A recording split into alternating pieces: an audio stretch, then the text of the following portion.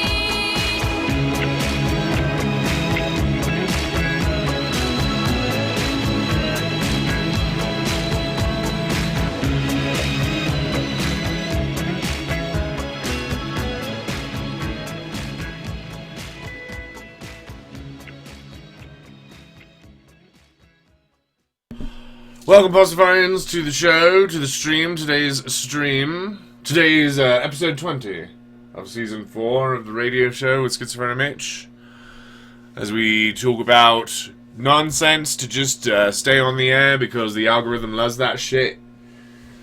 I don't know if you're following my plight, but I've been sort of against my will caused to work at a pornography studio. I was sold a bill of goods, as it were, and then bait and switched into this other scenario in which I have to pay off my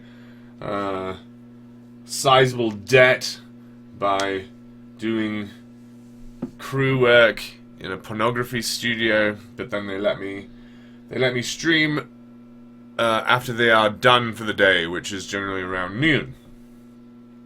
But then I have to go home and get home before my kids get home, which is at 3. They get home right at 3, so I gotta, wrap it up at 2, shut everything down, and, get out of here, get on the bus.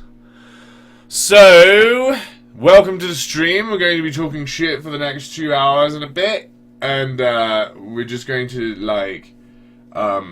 just sort of make up stuff and pretend that it's important, because that's how you do it. So I have these meetings. They've got these producers and executive producers, and they have memos and stuff, and you got to go to meetings. It's really bizarre here in corporate America, but we go to them and they're talking about algorithms and what we're doing as our what are they, company values, they say. Mm-hmm. It's very strange stuff. And so, we're in those meetings, and they tell us all about what we've got to do to get the algorithm and grow our product and brand or beyond brand. They tell us how we're supposed to use our Facebook and our Twitter accounts. And so, happily, though, they don't check to see if I'm following their rules on my Facebook and Twitter accounts, because I definitely don't do the things they tell me to do. So I don't know if that, I don't know what that says about me, but Rebel. And I have never ever does what I should. I'm a rebel and it never does any good. Anyway, today's Friday, the holy day. I haven't had my placebo yet today because I'm going to be going out to the Santa Fe Street this evening and selling placebo. I'll probably have some on the road. That's on the street there. That's when it's the best. I have here a harmonica. I don't know if you play harmonica.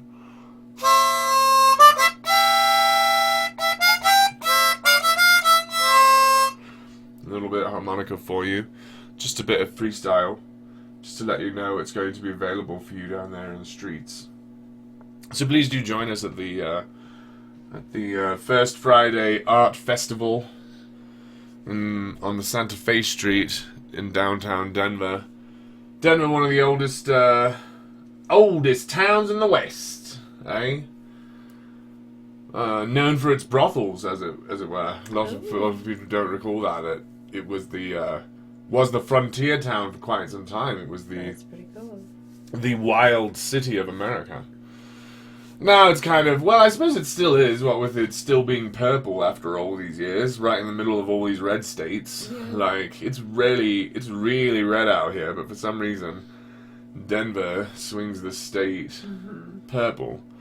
So, if you care about politics. I really don't understand what they mean when they say left and right. I really don't understand. So I don't understand the politics, so we're going to have to...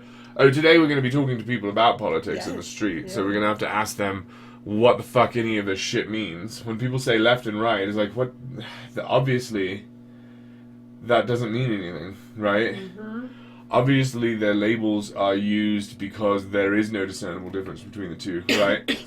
When one group is like, we're going to be the elephant, and the other group is like, well, we're going to be the donkey. It's like, well, that says nothing about either of you, does it? So, these people who are not trying to identify with their values and just trying to identify with their brand, it's because they have no values, eh? Yep. They switch. They switch whenever they want, whenever's convenient. And I do hear that. People tell me such and such party is the opposite of the party it was when it began. And they're like, okay, but they still cite the presidents that they fucking got elected when they were a totally different party. And they're like, okay, that makes sense. That is just bizarre. So yeah, we're going to have to come to terms with these American political systems because they're just over my head. They just don't make any sense. Yeah. And both the two major parties, they sound like they have the same name to me. Like, I don't know what the difference is between a republic and a democracy, and I doubt they do. So I don't know whether the Republicans are really saying, I don't want to be in a democracy, I want to be in a republic. That seems like what they're saying, right? And that the Democrats are saying, no more of this republic. Only democracy from now on. Is that not what they're saying? I don't know what they're saying. So we're going to have to ask them. Strange.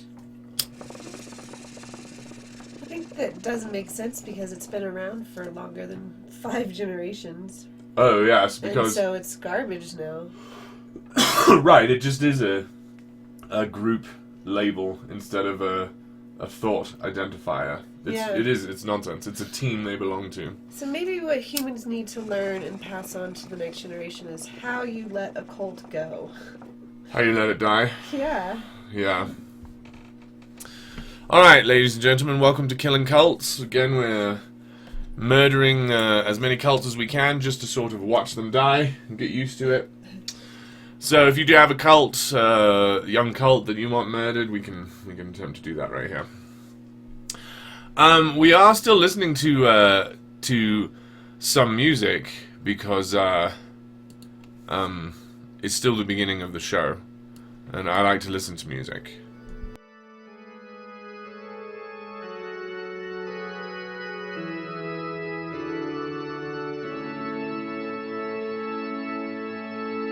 Brothers and sisters, have you heard the news? The storm has lifted and there's nothing to lose. So swap your confirmation for your dancing shoes, because there never was no God. Step out of the darkness and onto the streets. Forget about the fast, let's have a carnival feast. Raise up your lowered head and hear the liberation beat, because there never was no God. And there is no God. So clap your hands together. There is no God, no heaven and no hell. But there is no God. We're all in this together. There is no God. So ring that victory bell.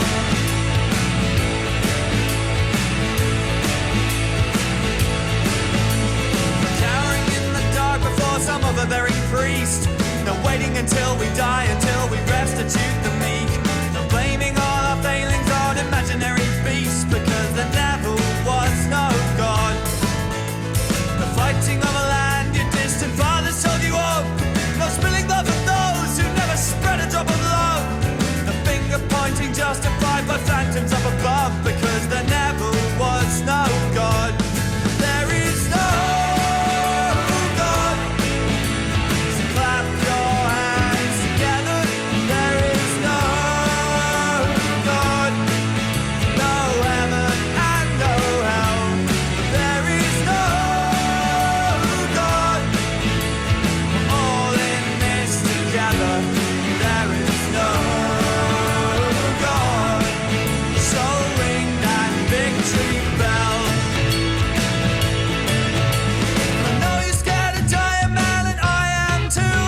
pretending it's not happening isn't gonna see us through. If we accept that there's an end game and we haven't got much time, then in the here and now, then we can try and do things right. We be our own Salvation Army, and together we believe in all the wondrous things that mere mortals can achieve. Well, I've known beauty in the stillness of cathedrals in the day. I've sung glory, hallelujah, won't you wash my sins away? But now we're singing my refrain, and this is what I say. I say there never was no God. There is no God. So clap your hands together. There is no God, no heaven and no hell. But there is no God.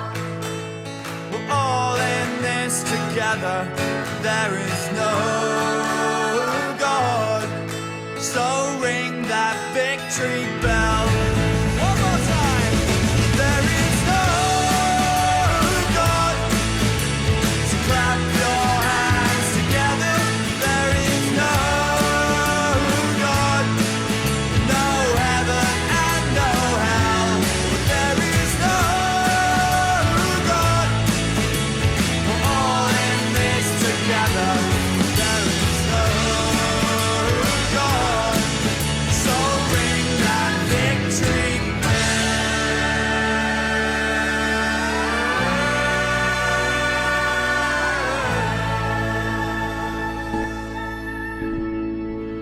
That song was given to us, or told to us by our friend, Chase S.E. from the, no, Reese S.E. I think I just, spoilers alert. So that's an enjoyable song. Yes. I'm glad that was brought to our attention. I've written the lyrics down in my lyrics book that I take with me sometimes when I'm preaching. When I'm going to be singing out loud. I less than 3 trolling. I gotta warm up my lips. I less than 3 trolling says happy holiday everyone. This song reminds me, can one be an atheist and a Pastafarian at the same time? An atheistic Pastafarian, if you will.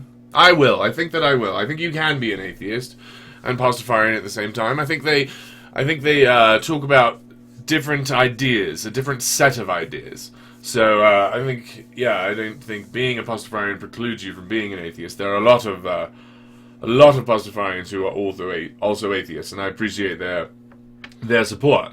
And there are pure atheists, and because I think that when I get down to the definitions of words, that I have to say, no, I don't have to say I'm agnostic. Like, that's stupid. As well as I can know anything, I've tested the sort of claims of the supernatural, and I've found them not to be able to replicate. I'm not able to replicate any of these tests, and so there's no evidence for demons, there's no evidence for angels, there's no evidence for God. And if there's no evidence for something, as well as genies and that we've been looking for, after a time, that means evidence of no, right? After a time. Like, when we are searching for Bigfoot, and we just find no evidence of Bigfoot, it's like, okay, well, when do we say, okay, guys, sorry. And so, as far as, like, the cryptozoologist that I am, looking for the Christian God, no, I've checked. He's not there. I've checked. Went all the way. I checked the forest. I lived in the forest. I found no evidence. So, that is what prophets do, eh? They go up into the mountain, they do the insane things. We appreciate you coming back. I less than 3 trolling. We very much like our poor unfortunate souls that have become inculted. We are sorry and we appreciate it. I less than 3 trolling says, I don't know why I trip over your name every time. I'm supposed to, I guess I've got to sort of add it to one of my tongue twisters to get it really in there. yeah. I less than 3 trolling says, God is more an idea and the flying spaghetti monster is an idea I can get behind. Yeah, I think I think that's the point. It's part of an algebra. When people say, do you believe in God? They're actually saying, do you believe in algebra? And you say, yes, I do. I use X to mean the unknown. So, because that's what we do with that idea. We do the same thing that we do with X in algebra. We say 1 plus X equals what we have. What I know plus what I don't know equals what I see here before me. Right? That's algebra. And so our minds are doing that, and so that's the God of the gaps, is all this shit are the patterns that I see, and then there's the shit I don't see. And that will help me figure out what tomorrow is going to look like. And that shit you don't see is God's will. That's the God's plan that we're following. And as that space gets smaller and smaller, God gets smaller and smaller. But, unfortunately, because of the fractal nature of the universe we live in, as God gets smaller, we sort of get a closer look, right? And it takes up the same field of view. So God's always the same size. And so I find in that regard, confessing atheism or claiming atheism doesn't help the conversation continue. It sort of is saying, I don't want to be part of your conversation. And so I think that is the value of an idea like Flying Spaghetti Monster, is because we've created this new idea, this new tainted, right? No one's leading the witness. With the word God and the word Jehovah and the word Jesus, like, there's just so many centuries of work already done in this field. It's all biased, right? And so you've got to create your own unbiased sort of X, right, as it were. If you come from an algebra that says, instead of using X, it says something like God's truth, right? It says 1 plus 3 plus 2 God's truth equals 93. What is God's truth? You know, that shit's going to be really biased. And so when we're looking and trying not to be biased at what fucking God looks like, we start with a blank slate, which is Flying Spaghetti Monster, which is why Bobby Henderson gave us that tool. And then you fill in the blanks there from an unbiased perspective, and you see what it looks like not through the lens of ancient goat herders. I don't know why that's one of the important things that people do. I was down at Best Buy yesterday, and I was fucking around with all their microphones and pushing their mute buttons in and out. And it seems like the Blue Yeti mic, is the only one with this fucking mute button problem. All the other buttons are like click, click, click. And this one's just like beep, beep, beep, beep, beep, beep. Sometimes it works, sometimes it doesn't. Very shallow push. So anyway, if you're getting your bullshit mic at Best Buy, they have other options now. Don't get this one. Get one of the other options. What do we talk about today? Oh, I haven't said a prayer yet. Oh, nice. So, if you do prayer is a ritual, and every time you have a ritual, you create a cult. Because a cult is merely people who share rituals. Yeah. A cult is the group of people who share a ritual. And so if your ritual is to watch your favorite football team lose every week, well, you share that ritual with all the other people that do that, right? If your ritual is to shampoo your hair twice a week and then conditioner on Sundays, there are other people that do that. And so you're in the same cult as them. And that might, cause a bias in your life that you need to clean up, you and all those friends. Especially the more that you and your friends hang out and talk about the positives of your ritual. Yeah, there's lots more culty stuff you can do, It'll quickly become, our way is actually the best way. Right, feedback loops form very quickly, echo chambers happen before you even notice. People start to relabel the exits. That's sort of, when people relabel the exit, when instead of saying exit, it sort of says hell or like the sad outside world, then it becomes very high controlling.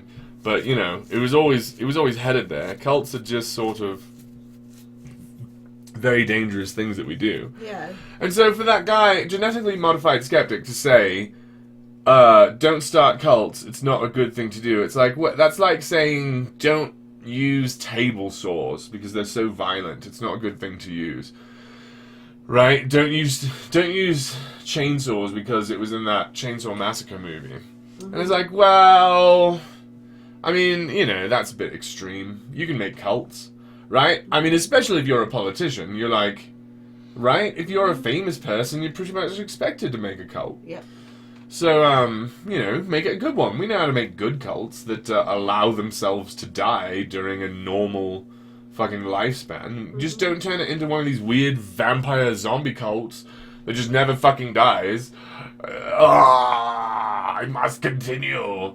Like, people who are carrying on legacies. My grandfather, blah, blah, blah.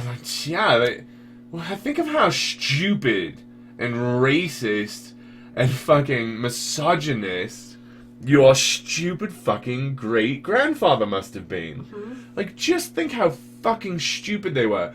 Think about how they treated the Americans whose land they wanted. Think about how they treated it. They're just like, well, obviously it's not yours. Like, what kind of shit dick do you've got to be in your mind to be like, well, obviously since you don't worship the God on the cross, you're not people. Like, what is wrong with their brain? Yep. And so, why would you want to carry on any of their legacies, eh? Why would you want to carry on anything so disgusting? That brings me sort of to cults of personality is a thing for a reason, says I less than 3 trolling. There are a lot of reasons. Like, you can do it because, like, for me, for example, because, I'm a narcissist and I like it when people tell me that I'm a genius. And so, I tell people that I'm a genius so that they'll remind me later, oh, you're a genius, and that makes me feel good. And so that's why I've created the cult of personality. And, Donald Trump created a cult of personality to further his brand, which makes him a lot of money, right? That's why he created it. And then it eventually sort of won him a very, very nice prize, as it were. So, did he create it to become president? Like, no, right? Not really. He winked at it. But, like, he never was like, I'm doing this so that I'll be president. It's not like, Machiavellian. He just sort of fell into it. Mm-hmm. So, but falling into good things is still a reason to make a cult. So, yeah, lots of reasons. But, there are people who say a phrase. The phrase is, Judeo-Christian values. And it's a very, it's religious phrase, so I get to talk about it. And they say it in the political atmosphere, which I find to be very strange. And the phrase means white people. And the people who say it, for some reason, they never say that. So, but they know they mean that, because then later they'll talk about, like, white nationalism. And it's like, yeah, those ideas are connected. Mm-hmm. If you think there's such a thing as Judeo-Christian values, and I invite you to write down what those values are. Hopefully it's things like they don't value murder. Hopefully, we'll agree on what those are.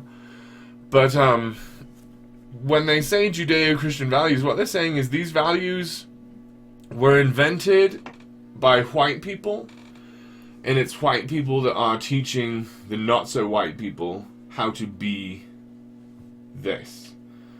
And with that, they mean that America is a white nation, and if white people ever become not the majority, then this country is in danger of not valuing Judeo-Christian values. Instead, they will value demonic values, brown people values. And so that's what they're all saying. They're all saying that. Every time you hear that, think white nationalism. And every time you hear let's make this country great again, that's the whole point, is just in your mind, they don't mean great, they mean white. Make this country white again. They're not MAGA, they're MAWA, right? Mm-hmm. So, just hear it in your mind, do that translation for yourself, because, they're translating it before it leaves their mouth. That's what their memes are for, that's why they're playing satire, the satire game, is because, they're trying to hide their racism. And so they take, they take their racist chants and they pretend they're religious chants. Like, but I want Christian values here, and that means white. And what's really funny is it wasn't fucking made by white people, right? Like, it was made in Turkey. How many fucking English people think of Turkey as Judeo-Christian values, you know? They don't. Yeah. Fucking idiots. They don't even know what the fuck they're talking about. They learned it from the Middle East. It's not a European idea. They fucking got it taught to them by them Hebrews. Idiots. And then they call it a white value, and it's like, fucking morons. Yeah. And so anyway, if you're a white nationalist, you can suck a dick. That's obscene. That's disgusting. That's not what America is. And Judeo-Christian values killed Galileo, dickhead. Like, what are you fucking talking about? I'm looking forward to the day a president is sworn in on a copy of the Gospel of Flying Spaghetti Monster. Well,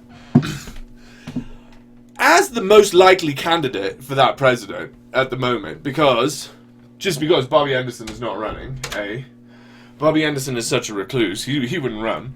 So I guess I've got to do it as the as YouTube's most prolific Pastafarian preacher.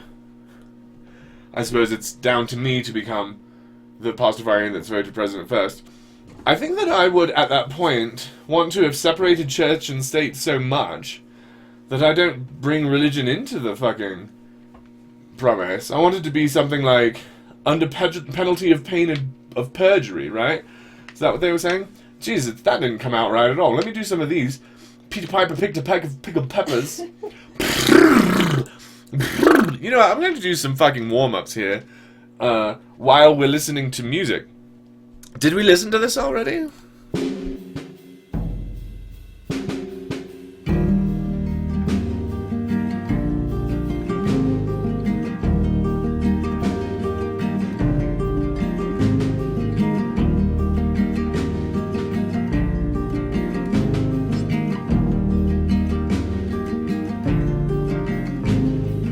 All inside our Amsterdam she hides watery eyes, not howling when she's waving high, her other hands in mine.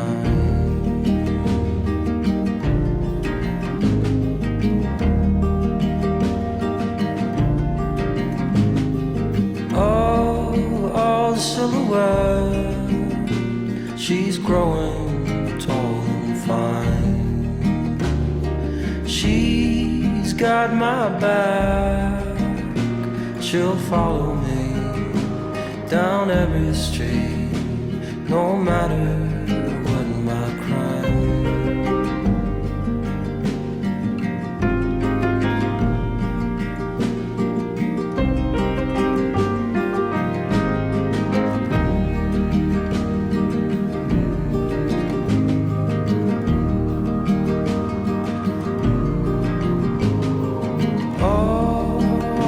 Inside our Amsterdam she flies.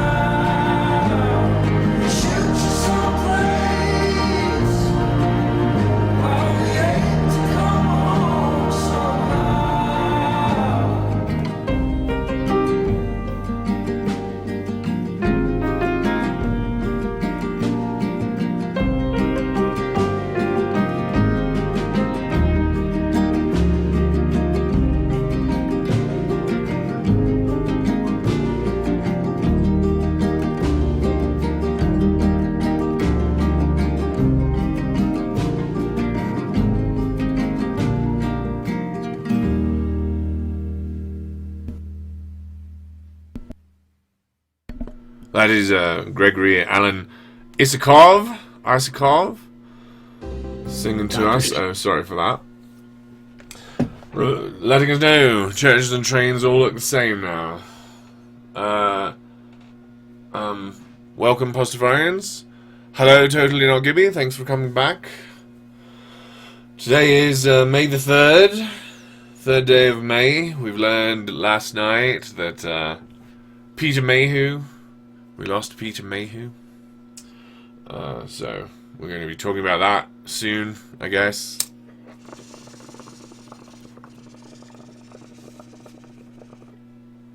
Found an ounce of weed in town yesterday. I was in town with some cash, so that was nice. When I was in Oklahoma, I bought weed for $60 an eighth, you know? And then now in Denver, now that it's legal, I pay $75 for an ounce, and I pay taxes on it. So that's fun, isn't it?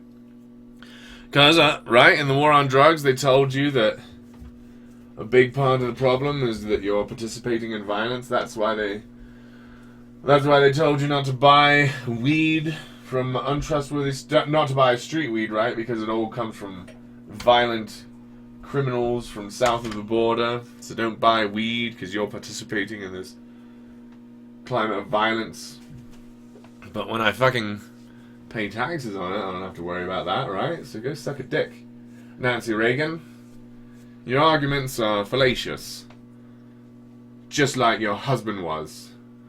I meant to use like two sort of ideas of the word fallacious. One of them being false, and the other one is flating. Because everyone knows that Ronald Reagan was a Hollywood bisexual. All those Hollywood people out there are having orgies. That's what they say. Sex orgies. That's what I know. We haven't said our prayer yet. Oh, I'll say a prayer right now if you do have any.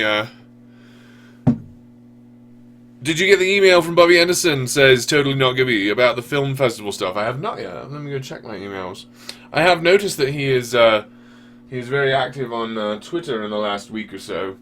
Like, generally he, like, says something, and then, like, a day or two ago he said two things. So, like, what a blessed time it is to live in, when our prophets are being so forthcoming with their prophecies and words. I will have a look into that. North Dakota was so close to criminalizing weed during the last election. Too bad I'm 5 miles south of the border anyway. Sounds very cold up there. And when I was in oil, we talked a lot about North Dakota, though, right? That's where all the oil work is, and about how those work towns sprout up, and all those men are working there, and they need some sort of sex worker to come and help them out, but the laws won't allow them to because of some weird religion, some weird religious thing. But brothels show up in those places quite a lot. South Dakota, you got the Black Mining Hills of South Dakota, right? Where lived a young boy named Rocky Raccoon. I don't know if you know about that, but one day his woman ran off with another guy. The guy had hit young Rocky in the eye. And Rocky didn't like that. He said, I'm gonna get that boy. And so, one day, he walked into town and he booked himself a room in the local saloon. And Rocky Raccoon checked into his room, only to find Gideon's Bible. Because apparently Gideon had checked out and left it, well, no doubt to help with Good Rocky's revival. I think I skipped to verse 2 there, so my apologies, everybody.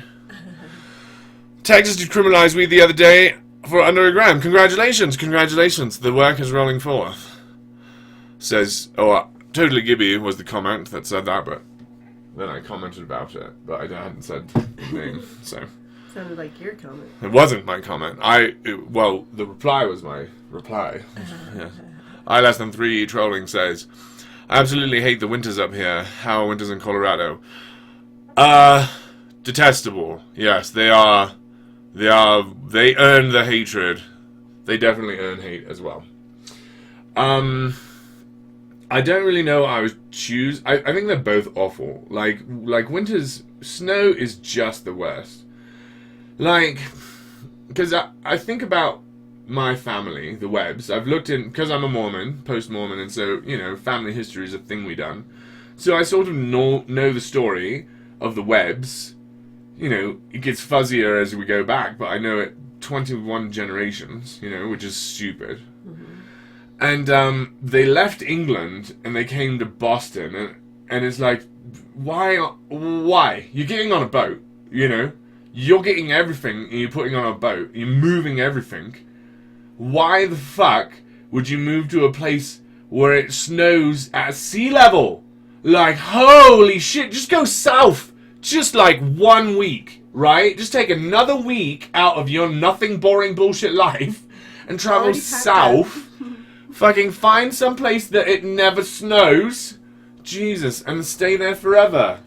I have no idea how the fuck New York City, with its stupid bullshit winters, became the fucking biggest city in America for a while, taking over Los Angeles, where it never snows, though. No brainer there. Yeah, the snow is the fucking worst. I-3 Trolling says, absolutely, the back hills are literally the only thing out here. Hardly worth it. I did have an idea for a while. I had a suspicion that there was no such thing as North Dakota. That it was actually South Dakota trying to get twice as many senators. You know, they made the whole thing up. But, you know, I don't know. Well, I've never really been there. I don't like snow, says I-3 Trolling. It's cold, wet, and slippery, and it's everywhere. Jeez, you sound like Anakin Skywalker. Lol, lol, lol, lol.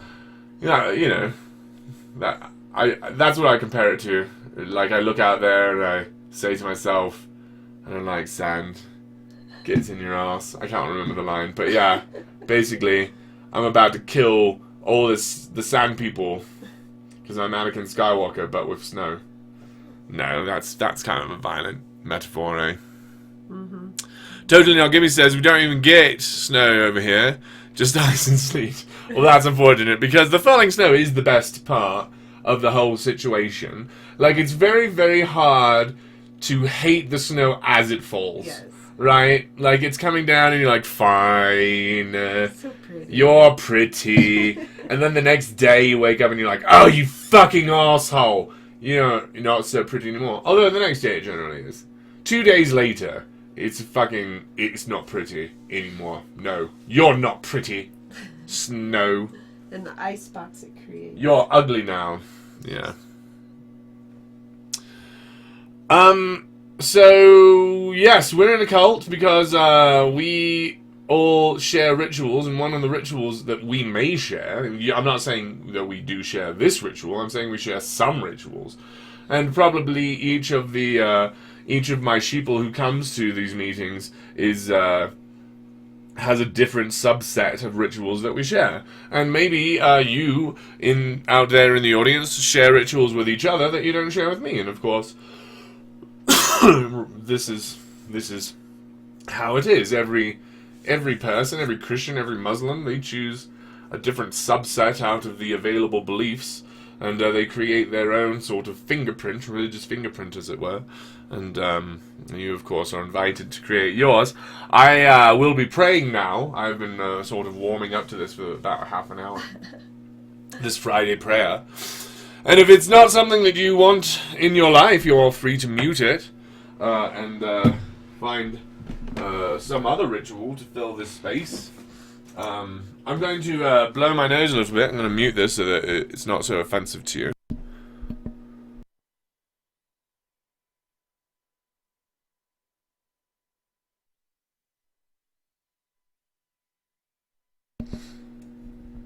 Alright, here comes the prayer of my Friday prayer to Flying Spaghetti Monster, my noon prayer. Oh, Flying Spaghetti Monster, he who caused this universe to exist. We've sort of lost track of you between now and then, but we're happy to figure it out again. The true form and reality of you. We are grateful for this reality in which we live. We're grateful for the universe which birthed us as consciousness, and we're grateful for opportunity to be here and enjoy the bounteous beauty that abounds. We appreciate our stewardship over this planet, and we focus ourselves now on becoming good and faithful stewards of this beauty and delivering it to the next generation in a state we ought to be proud of.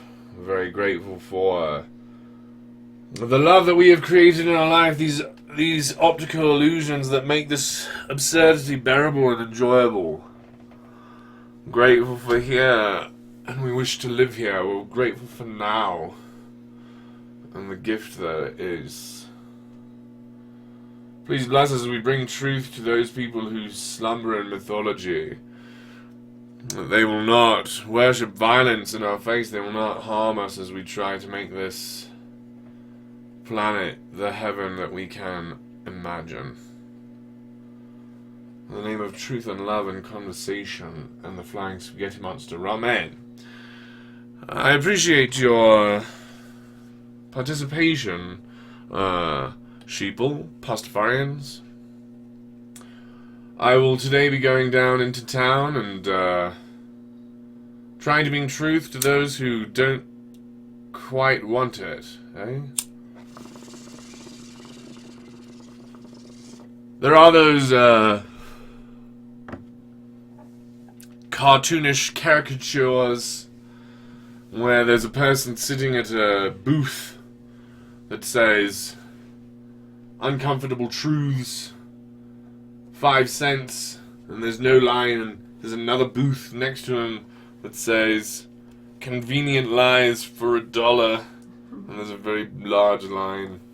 I feel very much like that, as I go out, armed only with truth and love and flying spaghetti monster, and yet get rejected by merchants of reality. So I've been told, and I'm going to have to confirm this with some of my producers, but I've been told that there's a good chance that I can get down to the mall this Sunday when the Archdiocese of Denver, the Catholic Church, has decided they want to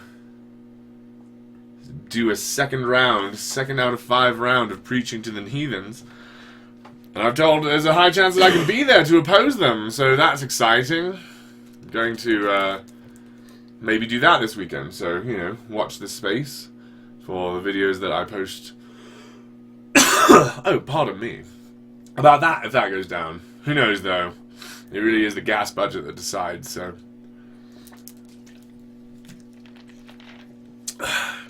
I'm getting some raw ends in the chat, thank you very much. I already talked about white nationalism. That's weird. I did all the sermons before we even prayed, but you know. Well, we got the segment Read Your Scriptures. And we can talk about news again. Alright, let's get the next segment ready. No space, L-shaped Tetris, tile seeking somewhere.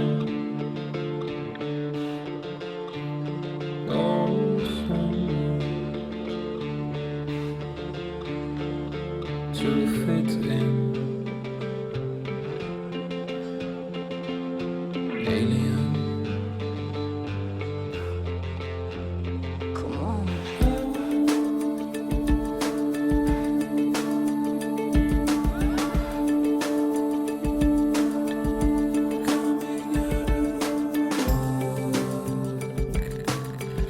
Just was such a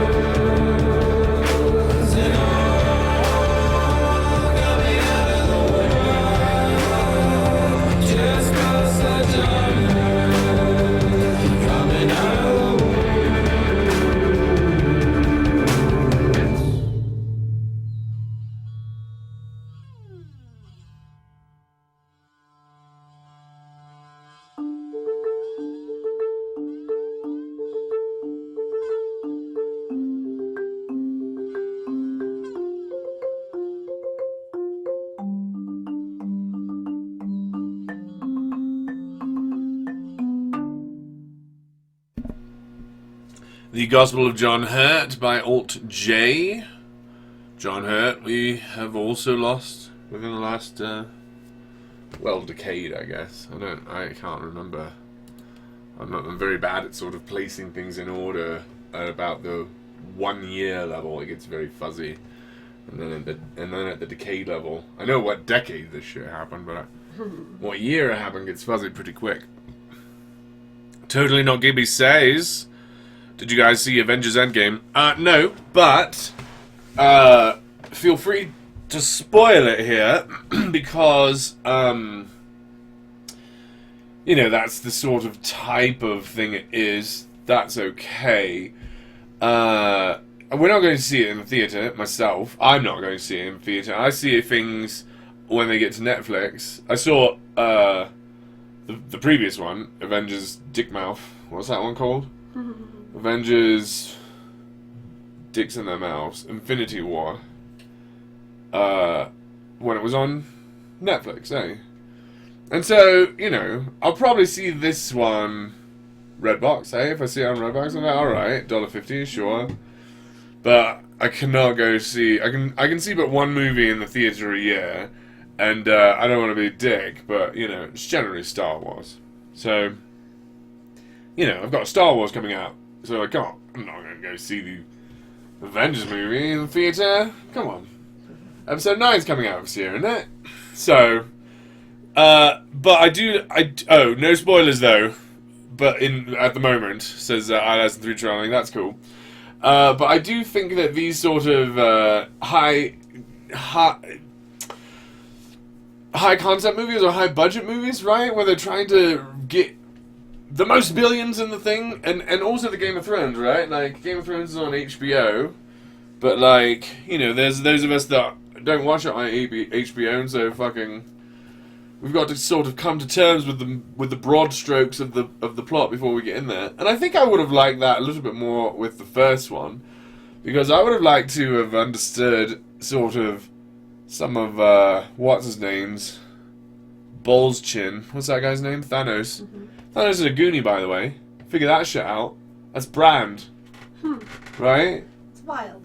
It's wild. Brand, the guy that comes to fucking save the 4 young ones, eh? Yep. And he brings in the ladies, right? The cool older brother that brings in the ladies. Yep.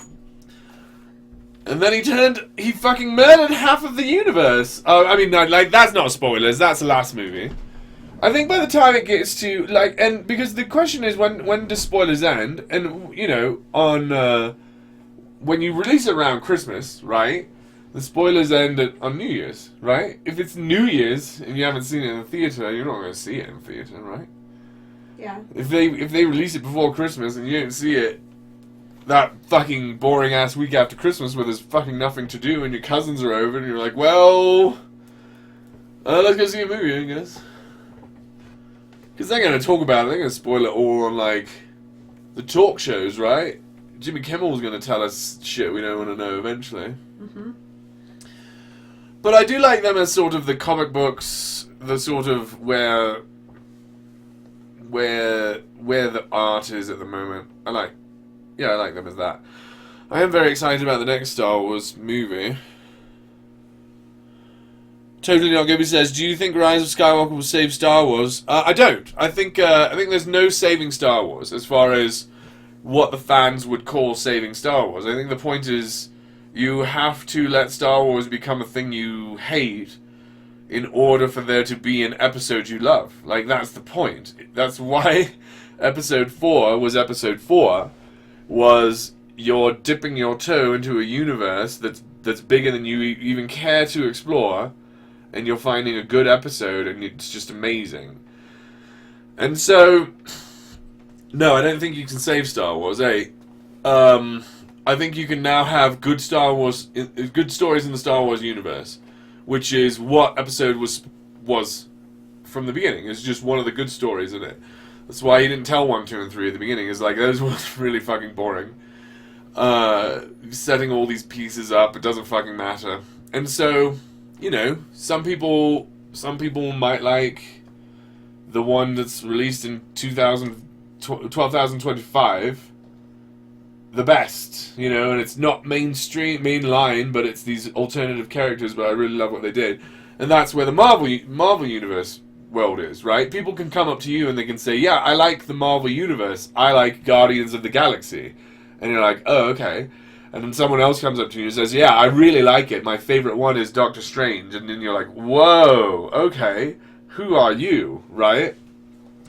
And then people being like, well, I like them, but, you know, only the Ant-Mans. And then that person's just fucking crazy, right?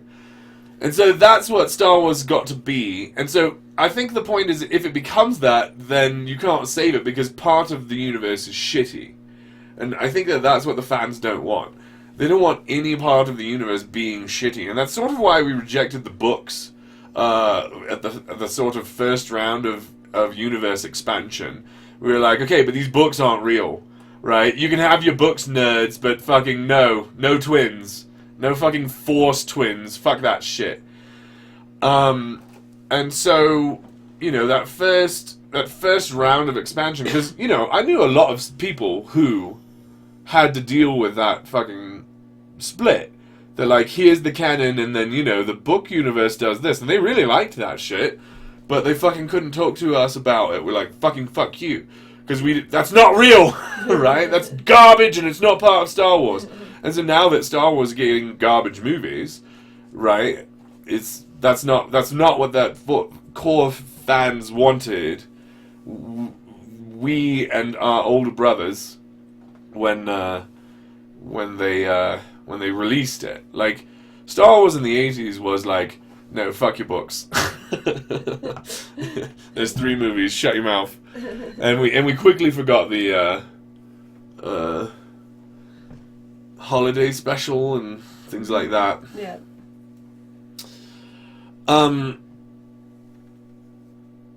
There's lots to read. iLesson3 Trolling says, a chance of redemption. Against my better judgment, I was to be optimistic about it. Man, my relationship with Star Wars is very rocky. Hey, I was optimistic about 3. I remember when episode 3 came out, I fucking hopped on, feels like Facebook, and said, oh, Star Wars is good again. That was my post after coming home from episode 3.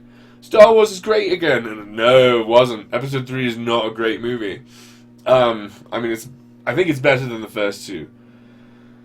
Maybe. Yeah. Episode 1 is the best out of those. I like 2.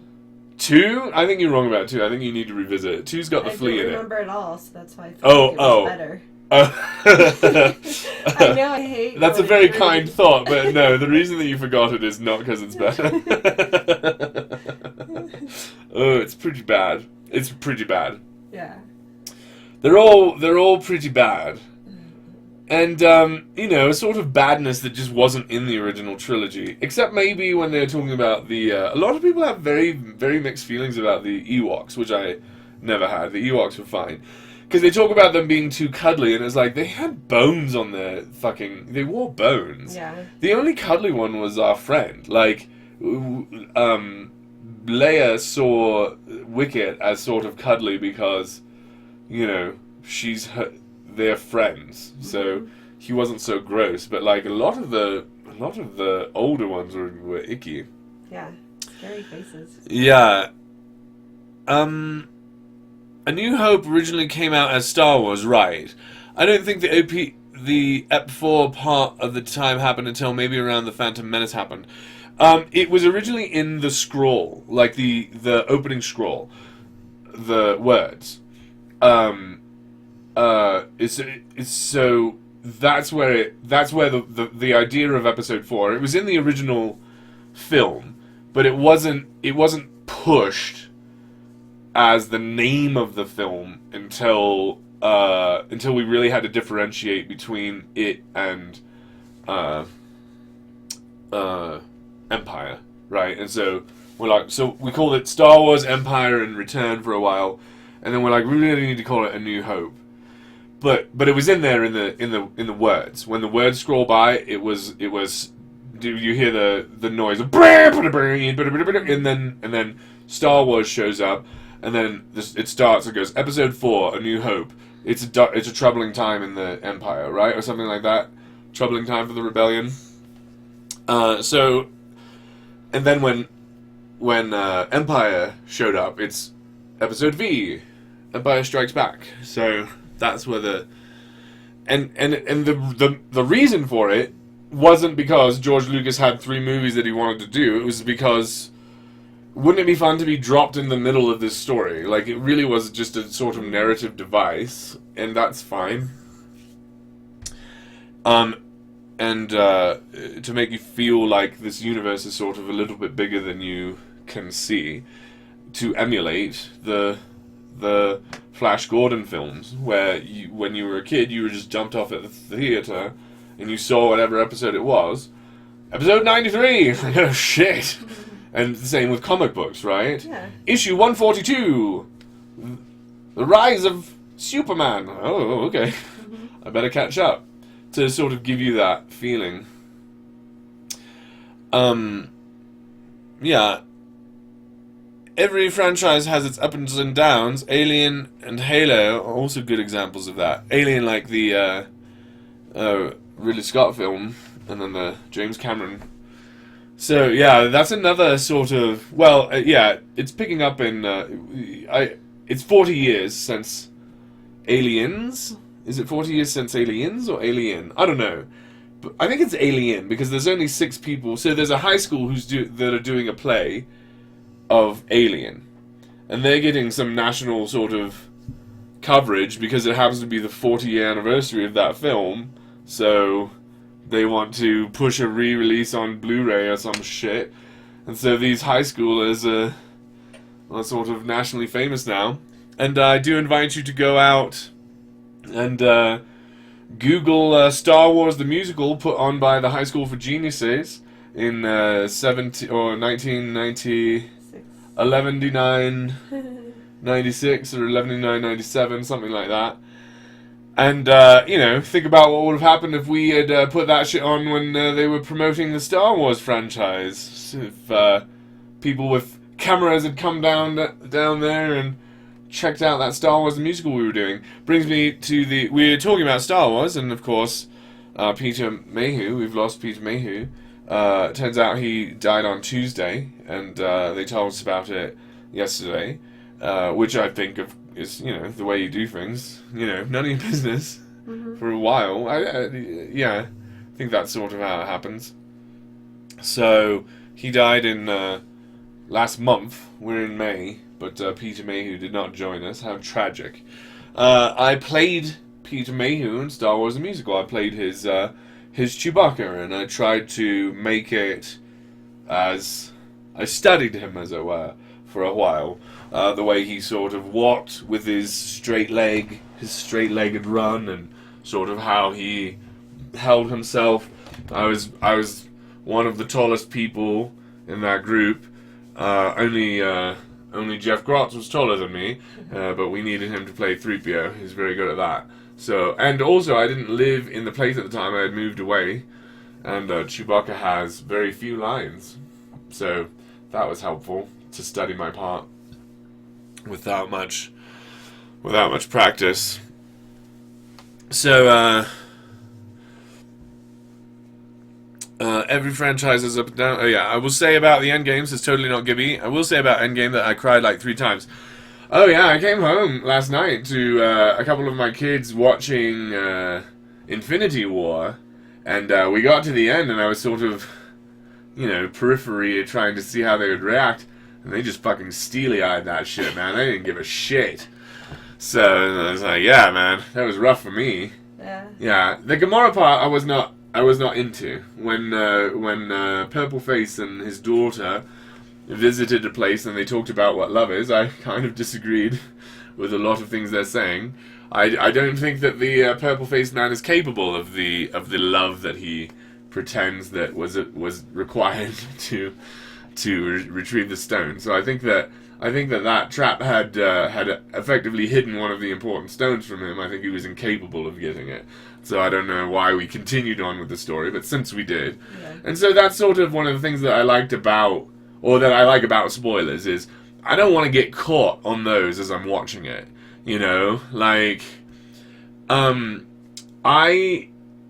I watched episode 8 with no spoilers, And there's a moment where Leia's out of the ship, and that thing really fucked my head for a minute.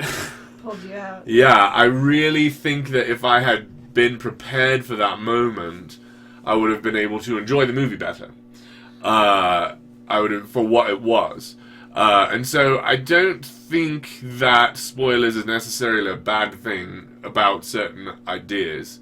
But I definitely don't, I'm not saying let's spoil all the movies. Although if you haven't seen The Crying Game yet, the whole point is, that's a dude. Like, if you don't know that by now, like, that's not my fault. They kill Moby Dick at the end. Did you know that? Mm-hmm. Yeah. Also, in the Matrix, it's all fake. It's just the Matrix. It's a double Matrix. That's the spoiler there. You're on a spree. Yeah, spoiling anything older than a decade. I can spoil. Atticus Finch loses. They kill that guy. They lynch him. Sorry. Like, they work really hard to do all this sort of legal shit. It doesn't work. Racism kills that dude anyway. Sorry. There's a bunch of shit spoiled for you. No words. No words. So messed up. Ian Wood says, "Hi guys, just joined, but you seem very calm today. Is there a reason?" Yes, we've got an ounce of weed. It's Friday. We're very excited about it. Also, we're a bit somber because we've lost our good friend Peter Mayhew, whom I played in Star Wars the Musical when I was a member of the High School for Geniuses. I studied his gait, as it were, as he ran. I created my costume by hand. I threaded each of those with someone who would become my girlfriend eventually. She helped me quite a bit. She was the first person that I had sexual intercourse with, but not then. It was much later. It was after the mission. Let's not talk about that though.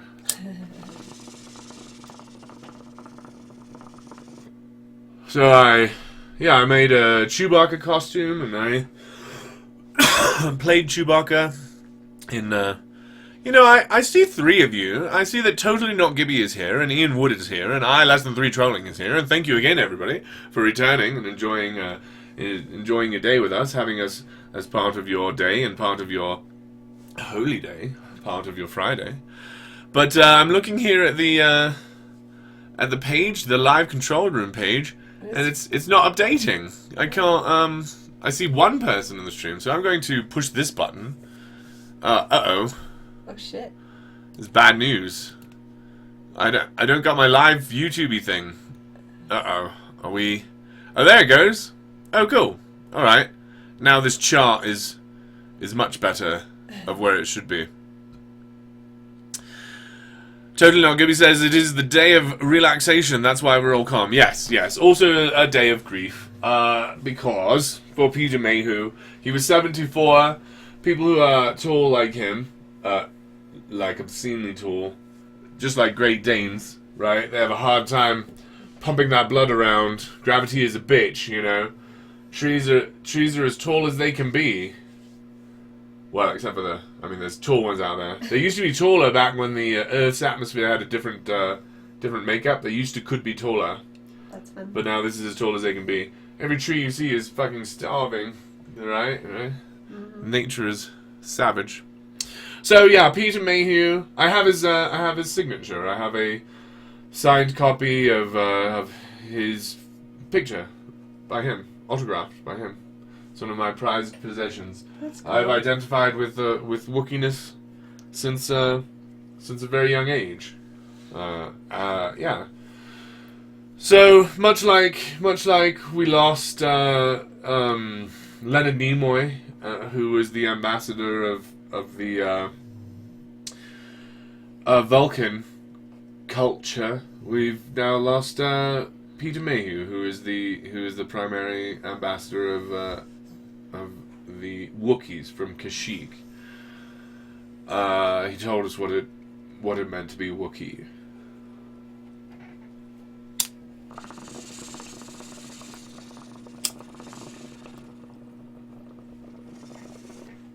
I watched Solo on the first day that it was out. It just sort of happened to be available to me, and I enjoyed very much the relationship, the beginning of the relationship between Han and Chewbacca, I found that to be satisfying as a fan of Chewbacca for a long time. Because you know, I don't really identify well with 3PO. Like, I see him and I'm just like, okay, yeah. And I see R2-D2 and it's like, yeah, little angry fucking swears all the time, dude. Yeah, I get it, but I'm not really that. And then, you know, I identify well with Chewbacca. Not so much with Luke. Luke's never been my guy, eh? Like, I don't really identify with him. It's sort of Han and Chewbacca. And I've been able to, you know, look hard at Chewbacca and oh, well, here is my, I worked on it. My Wookiee call. Let me warm it up. Right? On stage. Practiced it. Fucking listened to all of them in a row. Watched the movie over and over. Skipped scenes that didn't have them in. For my preparation for this part. And yeah, and what a nice all of the Wookiee stuff in Solo was quite enjoyable with the other Wookiees that we found as well.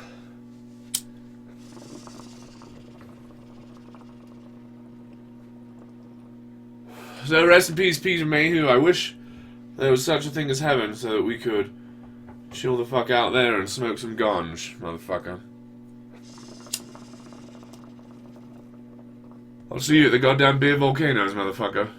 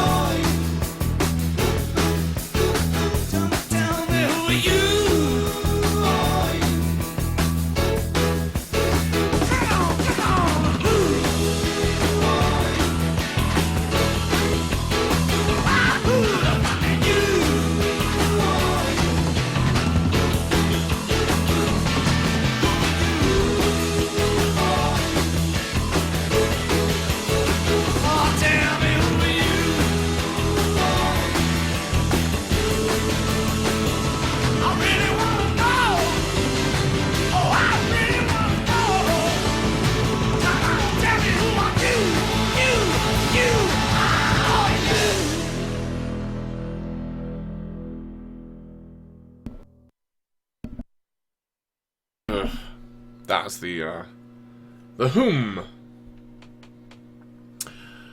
Alright, I'm going to show you some credentials now. Look at this. Look what we got. Cast your mind back, the year was 1996. It was 2 years after we lost Kurt Cobain. It was very... I think it was during... I don't know, we lost John Candy, eh? Is that right? It's hard to recall. It was very tragic times. But there was a hopeful young group of people in going to the high school for geniuses. And they were performing a thing like this. You're talking about... I Less Than 3 trolling says Han shot first, that's all I really care about. Let's watch, again, Han shoot first. In the production of Star Wars the Musical. Put on by the High School for Geniuses.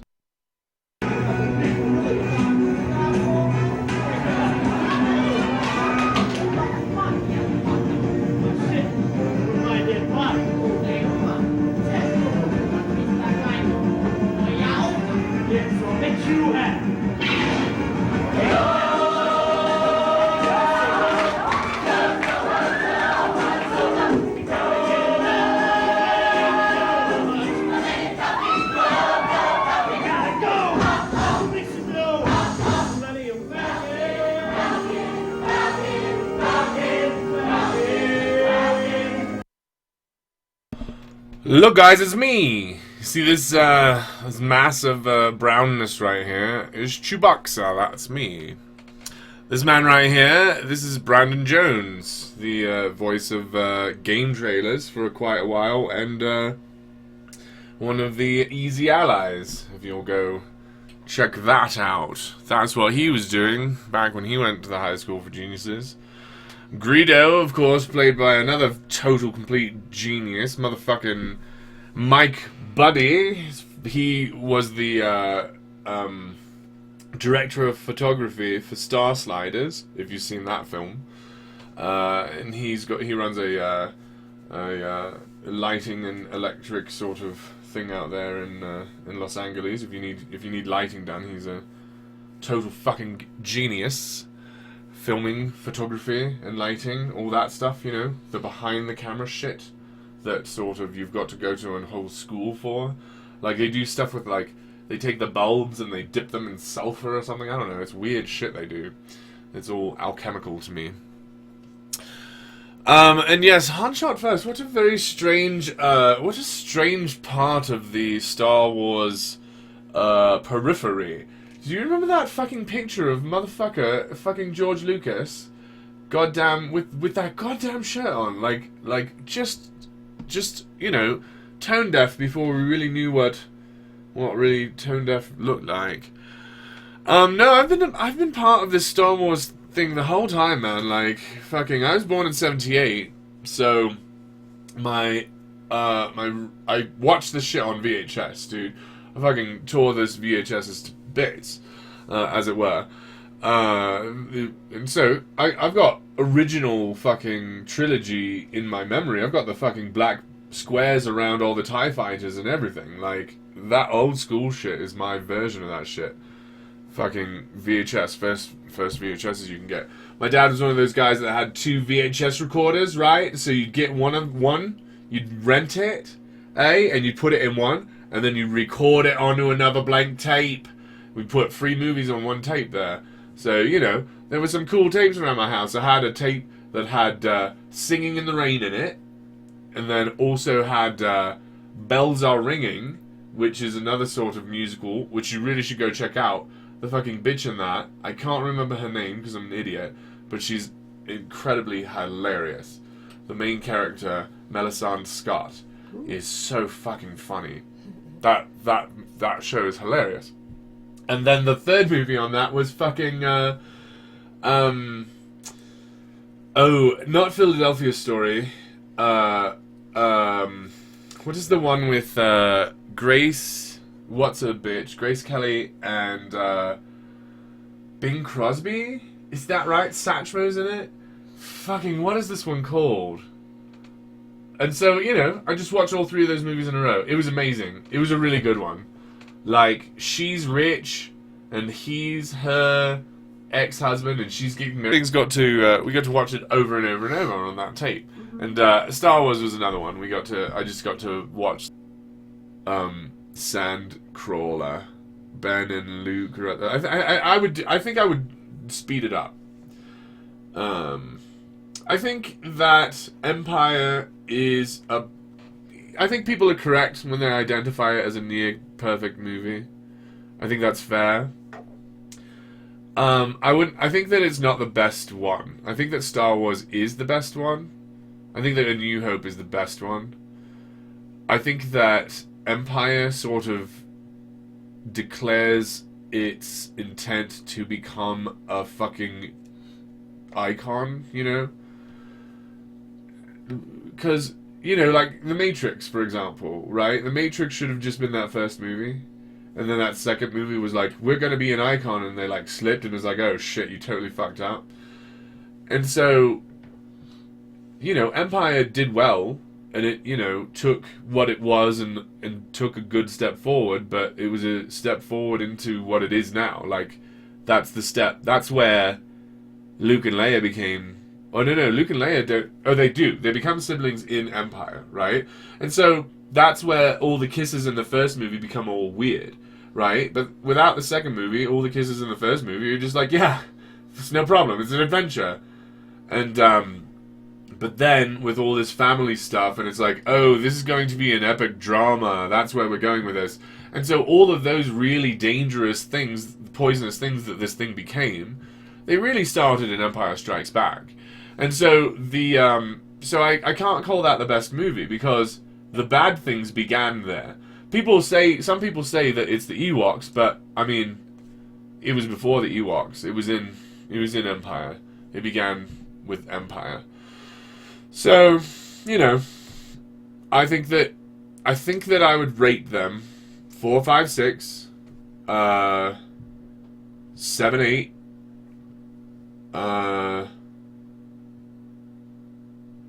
1, 3, 2. So there you go. I'm not going to put Solo in there because it's not a thing. So I think we're back. I think we like dropped some frames for a minute. Speaking of Roman, says less than 3 trolling. How do you eat yours? I like to add some sriracha myself. It depends on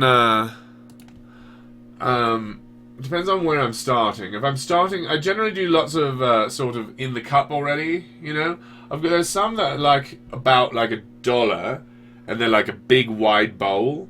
And so with those, I like to like drop a couple eggs on them, boil some eggs in some water, just crack some eggs into the water, and then use that water as the water in the thing. I like to do that a lot. That sort of helps fill them up. Spice is really not my thing. When I was on the mission in New Zealand, there was a lot of ramen eating, and you know, many of your companions would ask for your spicy sachet, your sachet of spice that comes along with it, because they felt like that redeemed ramen from the lowest rung, and I sort of disagreed with them. I didn't quite see that as being true. I think adding an egg to it really sort of changes it into brings it up to a whole new level. I like spicy ramen, but I don't really like instant ramen. I like ramen shop kind of stuff. Yeah. The instant stuff is just sort of, oh, whoops, I have neglected myself. I haven't eaten enough. I really just should eat. I've got to eat right now. And then you just sort of, oh, here we go. And then 3 minutes later, you're eating. So, yeah. You know, it is the sort of foundation of life, the bread of life, as it were, the ramen of life. Not a fan of sriracha, personally, says Totally Not Gibby. We have been watching these YouTube videos where Sean Evans, who is a genius interviewer. Let's talk about Sean Evans for a minute. So he does the Hot Ones thing where he just gets people to eat spicy things while he interviews them, because that's what YouTube's about, and he's very good. And I myself have wanted to be an interviewer. If you go and look at my street show, and we tried it for a while, and one thing became very, very apparent to me very, very quickly, and that was I'm really fucking bad at talking to people in the street. just interviewing him. And then I was like, oh, fuck, why am I so bad at this? And I've been working on that for a while. I think when we get the budget, I'll be able to go back and do some better interviews. But there's no way they're going to be fucking Sean Evans better. This is a master, an interviewing master. And now, while I think that a lot of it comes through the homework that he does, I think not all of it. Yeah, he does some incredible homework. And there's another, of course, testimonial for homework. Do the homework that you find to be intriguing, because people who do homework achieve a lot, right? And so Sean Evans does homework into someone's background, but he still has a very good, in the moment, roll with it, listen to your interviewing way of doing it. And so I think that his homework sort of gives him a confidence, but I think that it is the consequences of the confidence that are more than half of why he's good at the interview.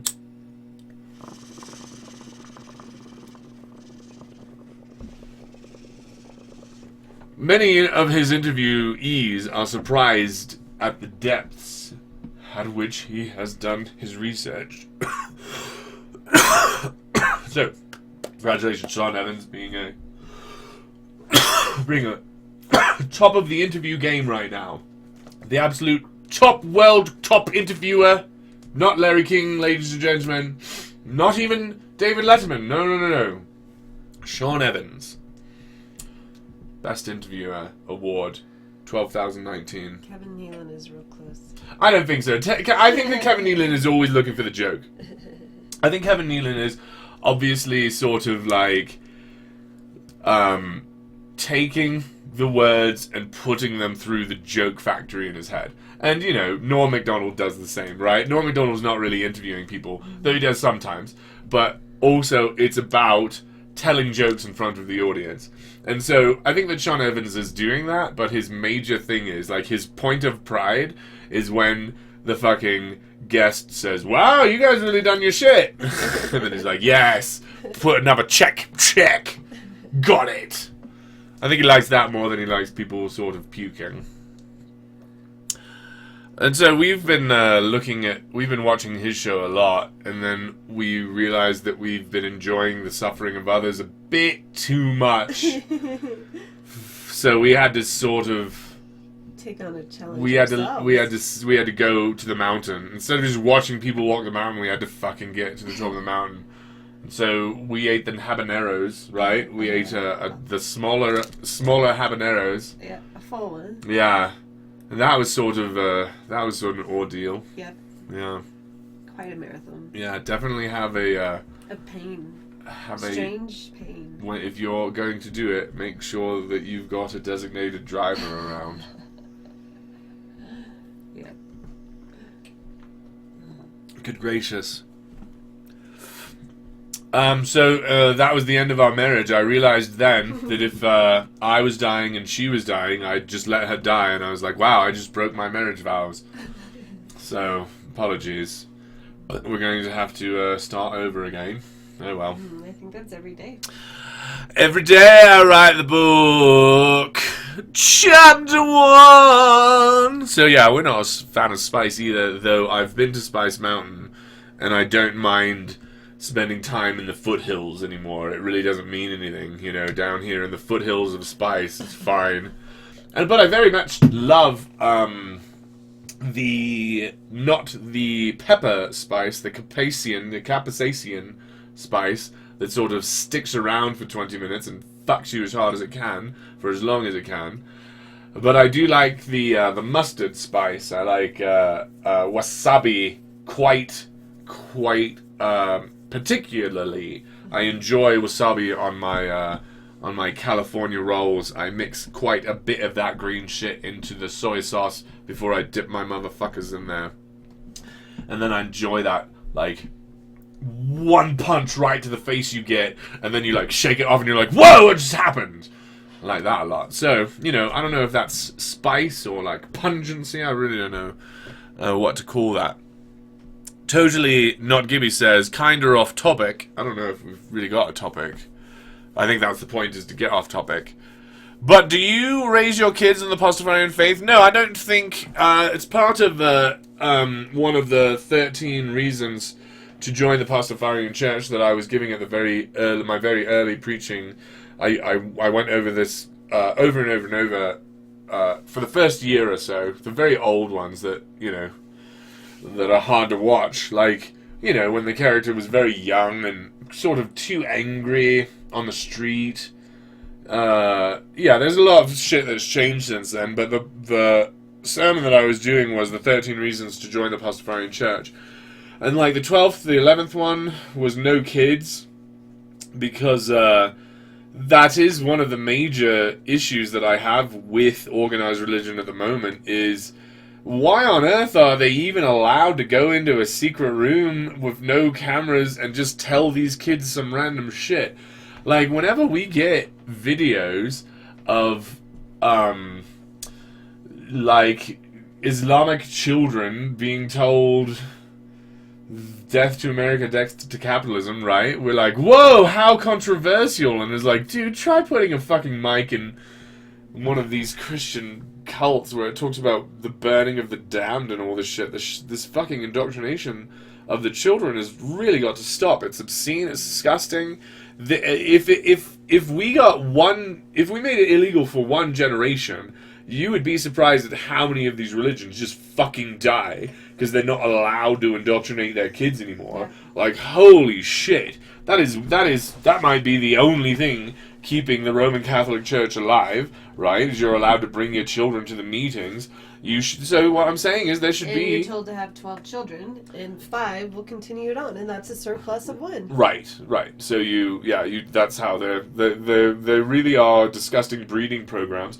There is a But all of those children have been abused mentally, their self-worth, so they're being bred to outbreed the competition. The Muslims are having too many babies, so we gotta have too many babies.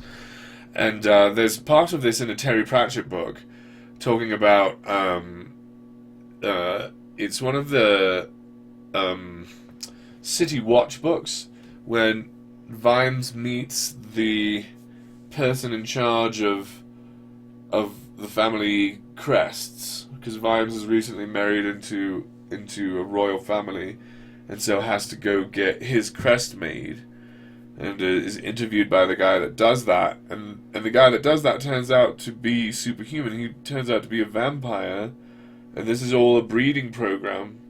Like, he's just sort of saying, we need more of Vimeses, because it really is quite obscene to think of humans as things that you should care about their breeding patterns. Like, thinking of babying your enemy is such a primitive way of winning this war.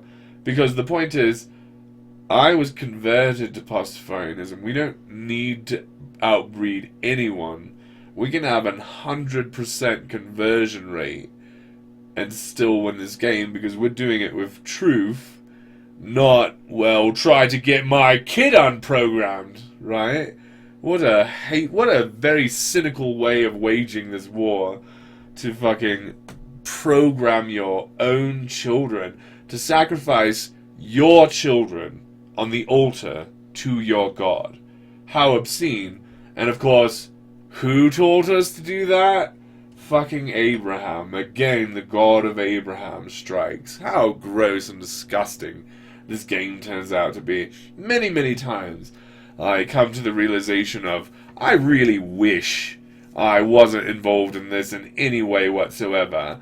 There would be a lot less disgusting things in my life if I didn't keep fucking talking to Christians about their bloodthirsty war god. Fuck. So, what a gross game it turns out to be. I didn't show you my part in this Millennium Falcon musical. I'm going to find it here. Oh, I found it. Let's watch. This is me. You see this brown thing?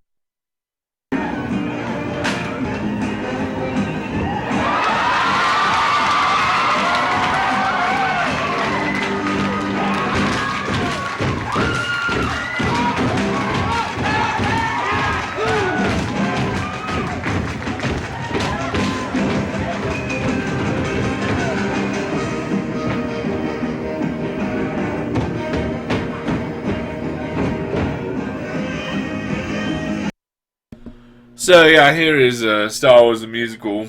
Lesson 3 Trolling says, I had to dip out real quick. What did I miss? To be honest, I don't know. We just sort of ramble. But right here, what we've just been watching is my part as Chewbacca in the Star Wars the musical from the year 1996, viewable now on an internet near you. This is a full 23 years before these fuckers done their alien bullshit? Shut up, derivative. Look, we were doing Star Wars musical in 96. That's only 19 years after the fucking original, dude. That's cutting edge shit right there. All of these people were born around the same age. It was produced by seniors who were born... The oldest one of us was born in, like, 77, right? And so all of these people are not the ones that saw it originally in the theater around 13 years old, right? They're sort of a half generation below that.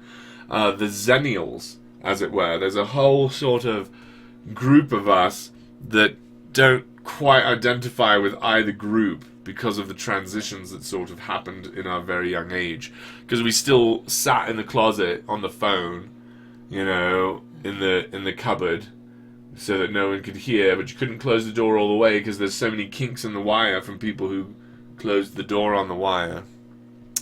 And we had that, and we also fucking, obviously, are here on the internet, streaming out live, like the fucking millennials.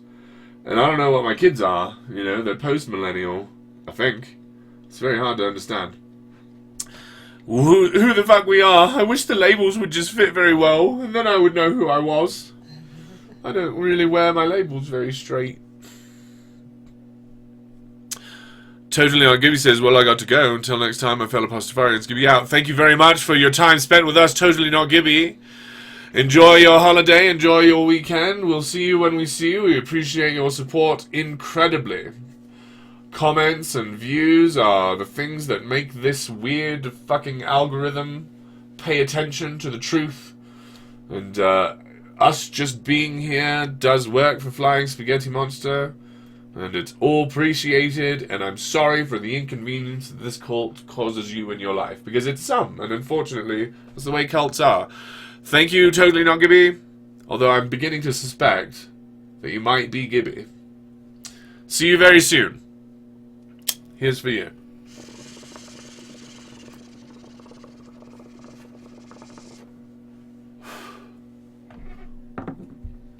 Alright, do you want to listen to some more music for a minute? Should I, yeah, I'm going to, confer with my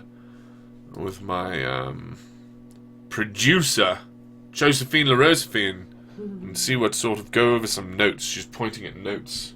Oh my, I think I'm in trouble.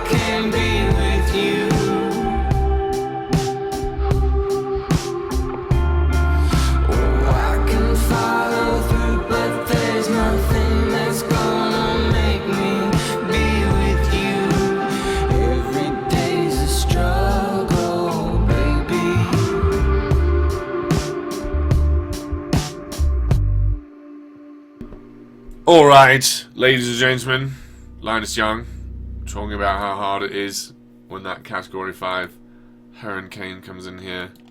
Fucking shits all over the place. Alright, I've got to go in like 30 minutes, so we're going to like do our last segments here. If you do have any questions, I am getting into sort of preacher mode. I'm going out there. Oh, look! I missed a comment here. Totally Not Gibbs said I would give Solo a 6 out of 10. It wasn't bad, but at the same time, it wasn't good. Yeah, there were things in it that I wish weren't in it, and there are things in it that I wish were better, much better. And sort of that wink at the end of she's off to go hang out with what's his name with the red lightsaber, and sort of the igniting in the lightsaber really sort of is an identifier of bad things to come, right? Of this universe becoming really pulpy and like boring. But I think that's important. I think it ought to be. I think there should be space in there for the expanded universe to be part of the real universe. I think the problem with Star Wars is that there is sort of this idea of, it's the same thing Christianity has, right? That there's these New Testament people who are like, you don't have to worry about the Old Testament, you know? Mm-hmm. And then there's the people who are like, yeah, but the whole thing is the whole thing. And they have a real big fight that they're having. Whether the Old Testament's worth studying, like really studying. Or whether it's just sort of mythology that informs the New Testament. But, you know, of course, there's got to be a newest testament, right? You should be following, whether it's like, I'm following the Old Testament and the New Testament is like, New Testament's still 2,000 years old, dick mouths. You really should be following the newest testament. There have been testaments that have been written since then. Testaments to the true and living God that created this reality. If such a thing exists, which of course is the whole point of Flying Spaghetti Monster. Okay, if there's a creator, what can we say about him? Right, that's where we're coming from as sort of participants in this religious conversation. Let's see.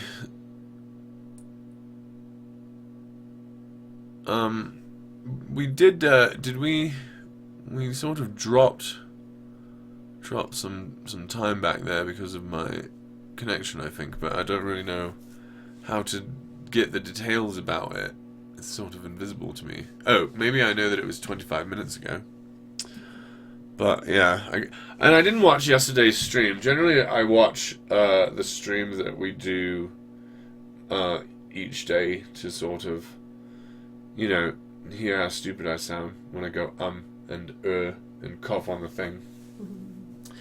Because I suppose you've got to watch your dailies, right? If you're going to be... And we watch it in double speed. Yeah, definitely watch it in double speed. I feel bad for you people who are here at normal speed. I sound so very drunk and slow.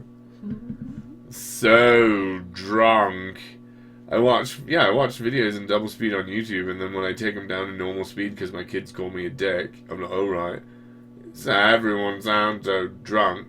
Especially the people who are drunk. Like Red Letter Media, who are always fucking drunk on camera. So you can definitely put them on double speed. Fucking, yeah. And I listen to 8 symphonies in the background, just like Data, when I'm watching. Yep. And you too can get these superpowers. You can be enlightened like me. So I'm going to try to sell enlightenment on the streets. And let's not forget, I'm going to talk some political shit out there. We're going to try to get those people who did not vote to identify themselves and identify who they would vote for. Or at least what that person would have to say for them to vote for him. Because my opinion is, there's nothing there. They've never thought about it, the assholes. They're on team I don't vote. And like, why is that a team? What is going on in this system? This isn't broken. So we're gonna go out there and call it broken, and try to get it to confess why. Because that's the point. Let us worship communication, eh? Let's worship this Socratic method that has brought us so much truth over the years, and that religion has been so excited to be violent against. Holy shit! I cannot believe. Hopefully, I get to see this priest again. Because I'm going to talk to him about how he calls himself a scientist. And then I'm going to ask him who murdered Galileo. And I really hope that fucking Catholic motherfucker says the Catholic Church murdered Galileo. Because if he doesn't, oh my god. Right? Like, oh cool, so you're not responsible for anything, eh? Your God doesn't take responsible for anything he doesn't want to. Well, that sounds like every other fucking God I've ever met. Ugh. Oh my god, a fucking real Catholic in my streets. I just kind of can't believe it.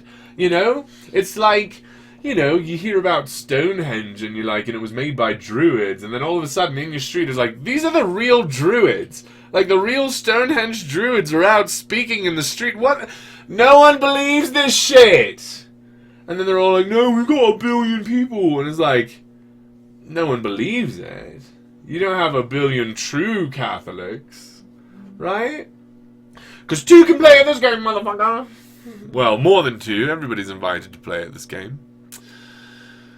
It is a fun game for some. It is an annoying game for others. And I'm not going to apologize for how fascinating I find it. I'm going to feel sorry for myself about how fascinating I find it. And how much of this fucking shit I've got to read and look into. How much of this bullshit I've got to know. Like, oh my god. I really have to engage with these people. And so, there's this thing about the Socratic method where it's like, I like it. And, you know, Anthony Magnabosco is doing it, right? And there are some people who, while he was presenting this to them, especially people like, sort of Aaron Ra, Anthony Magnabosco was presenting this idea to them, and they were like, yeah, but isn't it a little bit duplicitous? And he kept getting this sort of criticism, and he really couldn't see it. But, you know, there are some of us who can feel sort of a duplicitous nature to it. Sort of the feeling of it. And he's like, but it's not though, right? And it seems like, yeah, it seems like you're doing it. It seems like you're doing it, actually. But I'm not sure how many people can do it, actually, like Anthony Magnabosco can. I think that if people are trying to do it, it's going to be duplicitous without a very important kernel of belief in, like the monk who's doing the process has to be very good at it before it's not like a weird duplicitous method like the apologists use. Like, there's presuppositionalists, and it's like, oh, so you just cheat? That's really your method? Is like you cheat from the beginning? They're like, yes. And in fact, if you don't cheat correctly, you can't even play the game. And so that's how they get it to win, is they're like, first of all, we're only playing a game that you win if you believe in God. And like, okay. That's a weird definition from the beginning. So Anthony Magnabosco's really good at it. And, you know, you look at his old stuff and he's a bit more like me. A bit more like, just to be like, yeah, but explain yourself. Explain this bullshit. And then he didn't find it to be giving him the results he wanted. And so he, you know, did a lot of research on how to get the results he wanted.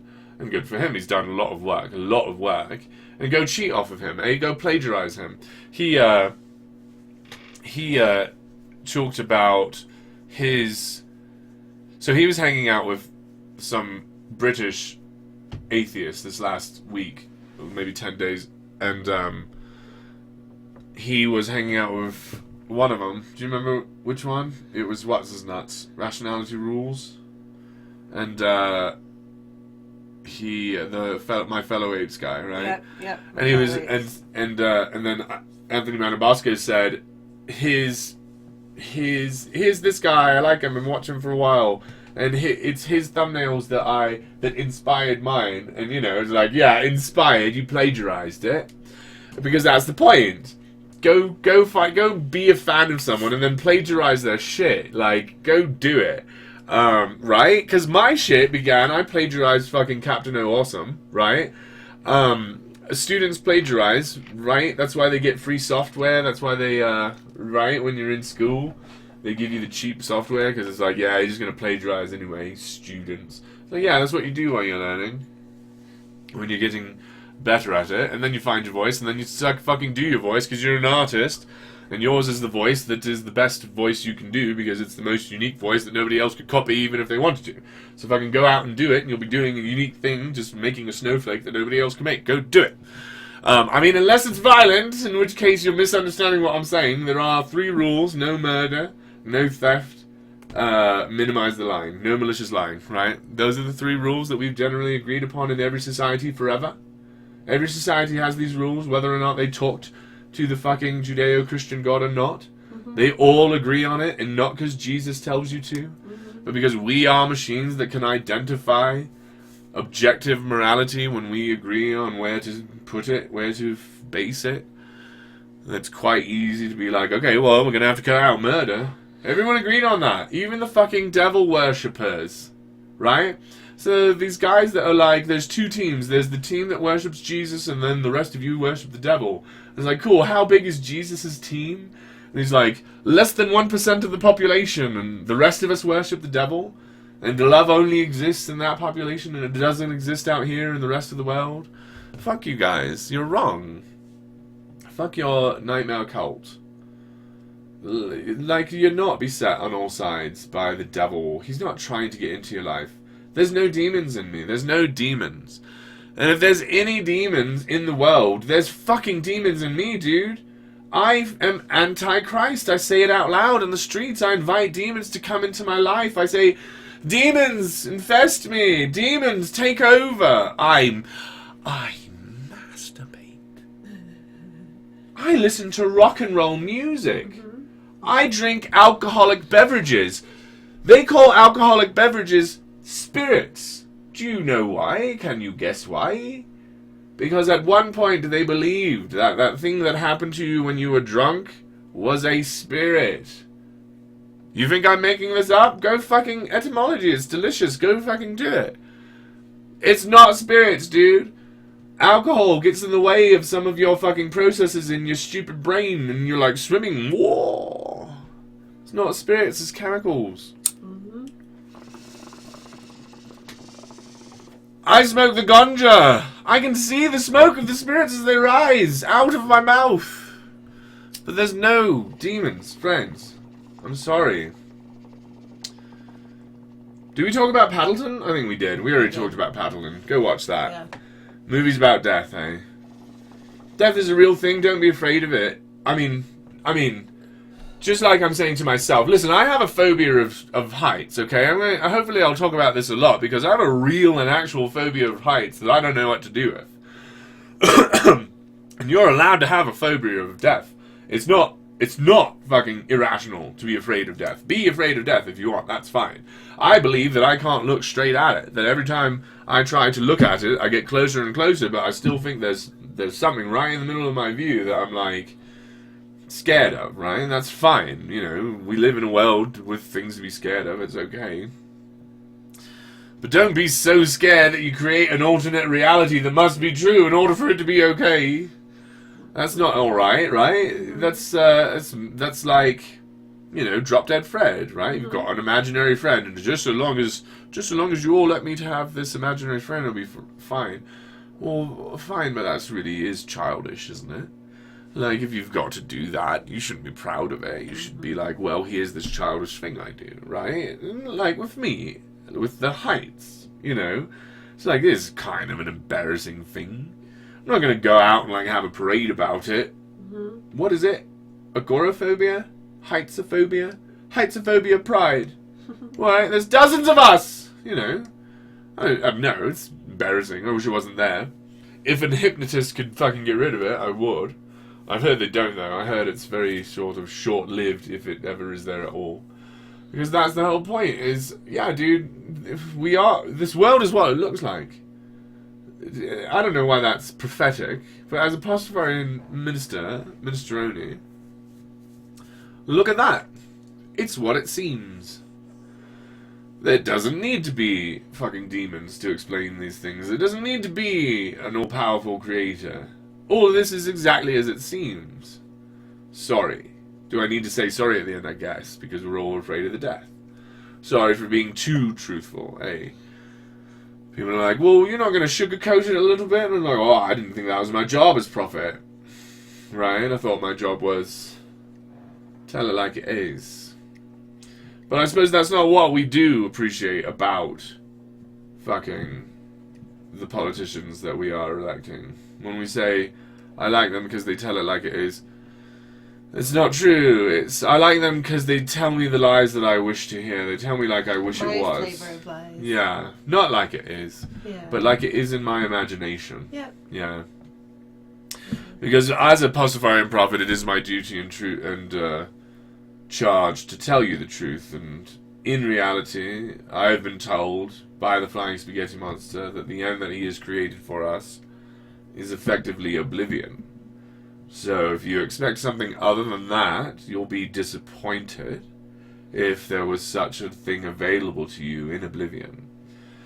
So, other than that, the other clearest metaphor of what happens is found in Sir Terry Pratchett's books. The only in religion that's in Sir Terry Pratchett's books is as true as you can get, while still being totally and completely false. We, as Pastafarians, however, must deal with reality like it is. Here it is. It is as it seems. Use the glasses so that you can see it in more detail. If you want to see it in even further detail, create new tools. And we will continue and continue and continue until we can't anymore. And what is the meaning of life? It's fun. It's a blast. It's enjoyable. Why are we here? Because our parents were fuckers. They fucked each other. And I'm a fucker too. I'm a fuck some people into this world. So we really, really need to keep it clean. You know, other people have a much more complicated message, and I say to you, if any people come to you with more or less of a gospel than this, it's all flowers and doilies on making it pretty. Nothing makes you more moral than empathizing with the other meat machines that are going through this nightmare with you. That's why you give a shit about justice and equality and all these things, is because you're just one of many. Everyone is coming to the same tragic and sad end. We will all be mourned, eventually. God is not going to save anyone from death. It is a promise. It is the promise. Many people wonder what is promised. Tomorrow is promised, even though a lot of people say it's not. It absolutely is. The sun will rise tomorrow.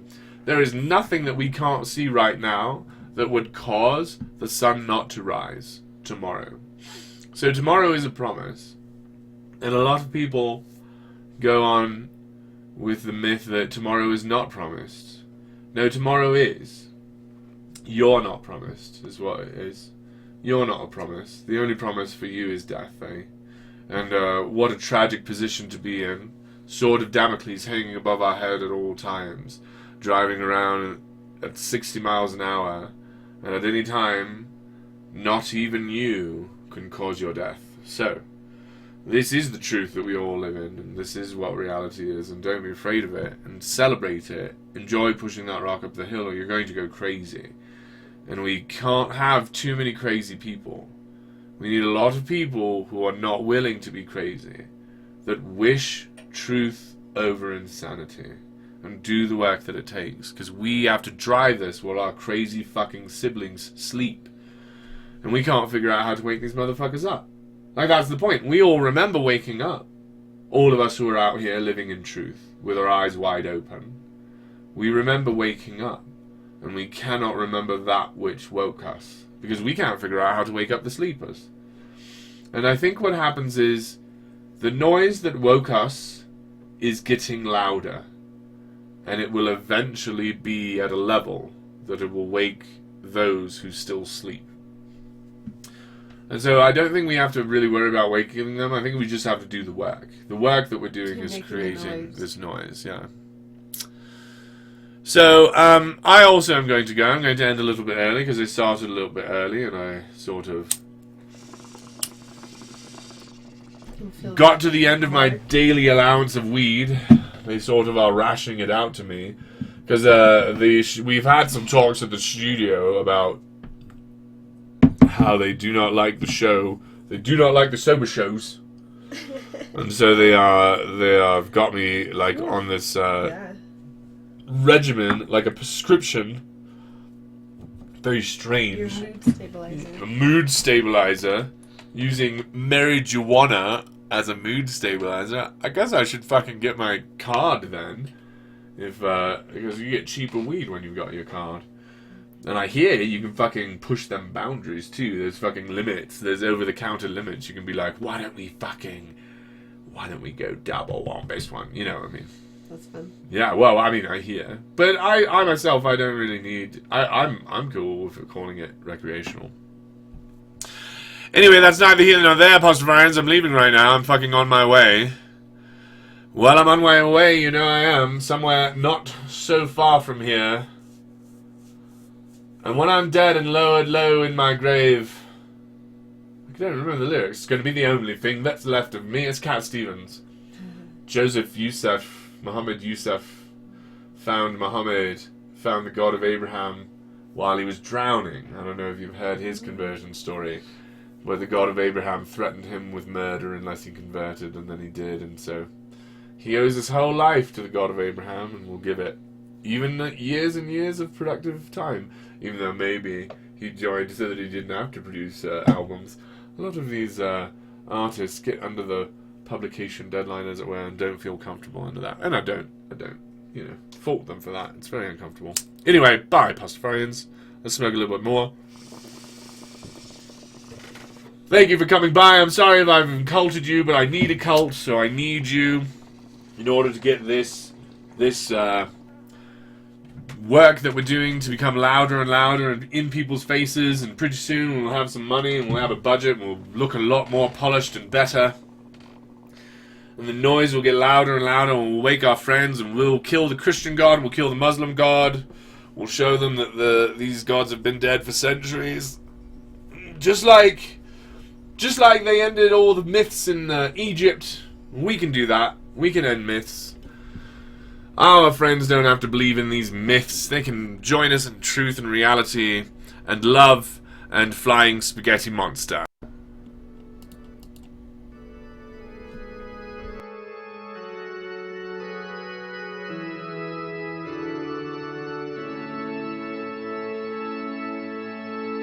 Brothers and sisters, have you heard the news? The storm has lifted and there's nothing to lose. So swap your confirmation for your dancing shoes, because there never was no God. Step out of the darkness and onto the streets. Forget about the fast, let's have a carnival feast. Raise up your lowered head and hear the liberation beat, because there never was no God. And there is no God. So clap your hands together.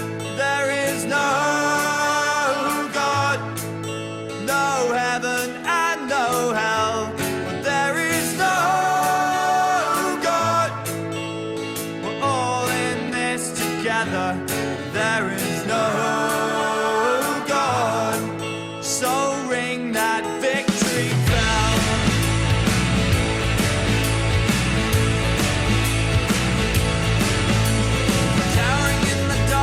Some of a very priest. No waiting until we die, until we restitute the meek. No blaming all our failings on imaginary beasts, because there never was no God. The fighting of a land your distant fathers told you of. No spilling blood from those who never spread a drop of love. The finger pointing justified by phantoms up above, because there never was no God. There is no clap your hands together. There is no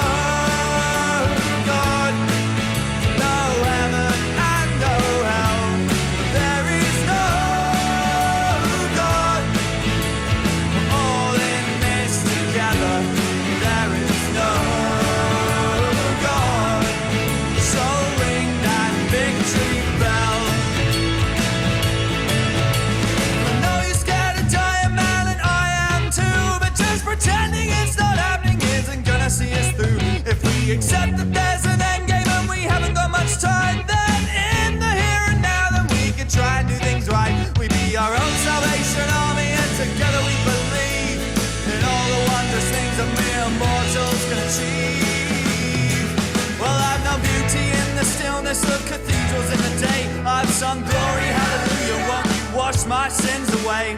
But now we're singing my refrain, and this is what I say. I say there never was no God. There is no God. So clap your hands together. There is no God. No heaven and no hell. But there is no God. We're all in this together. There is no God. So ring that victory